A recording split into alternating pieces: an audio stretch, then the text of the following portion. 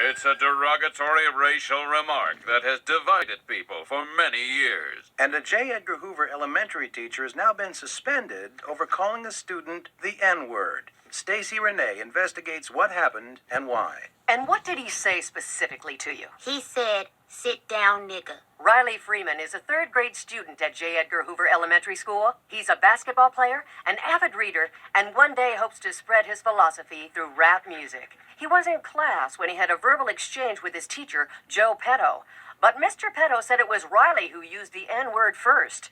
So I told him to take his seat, and here comes this barrage of insults. I mean, some of the words I've never even heard before, and I was just stunned. And I said, "Well, sit down, nigga." I just repeated the insult back to him because that's what I've been trained to do. That is not what he's been trained to do. School Superintendent Donald Richards says all teachers are taught to use appropriate hyphenated euphemisms instead of racial slurs.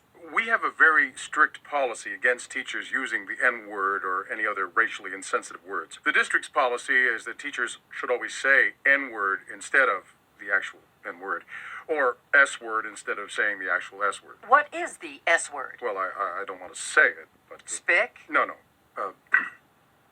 Spear chucker. Spear chucker? Yes. See, we would encourage our teachers to say S-word instead of spear chucker. And how often do you have a problem with faculty saying spear chucker to students? We don't. That's what I'm saying. They would say S-word. But Riley Freeman denies he used the N-word first. He said, "I used the word before, but I didn't. I wouldn't use that word ever. That word hurts people." Oh, I remember those proud days, marching with Dr. Martin Luther King.